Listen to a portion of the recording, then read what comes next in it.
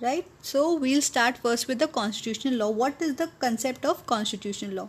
It is a body of law which defines the role, powers and structure of different entities within a state, namely the executive, legislature or the judiciary, as well as the basic right of the citizens in federal countries such as US and Canada, the relationship between the central government and the state government and their territorial government. So we'll divide this point basically into three types.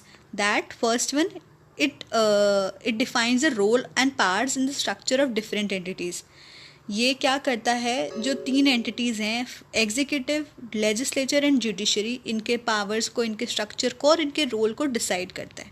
Second, it decides the basic rights of the citizen, that what is the basic rights of the of our citizens in federal countries. Who are the federal countries? They are US, United States and the Canada. Now it deals with the various organs of the state, that is executive, judiciary and the legislature, right? It deals with the structure of the state. ये क्या करता है, state के structure से deal करता है. Constitution law is the highest law which gives guidelines with regard to the general principles which relate to the powers and the organization of the organs of the states और उसका relation state और citizens के बीच में. Then what it does, it also gives the guidelines about the international relations. ये international relations के बारे में guidelines भी देता है.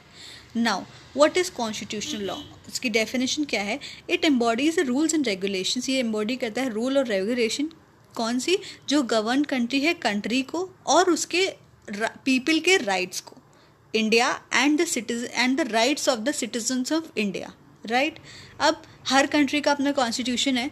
Then the US constitution sets the legal parameters. जो यूएस की कॉन्स्टिट्यूशन होती है वो लीगल पैरामीटर सेट कर देती है कि उसकी गवर्नमेंट क्या कर सकती है एंड क्या नहीं कर सकती. And it also sets the basic rights of the citizens की, उसके सिटीजन्स की क्या क्या राइट्स हैं.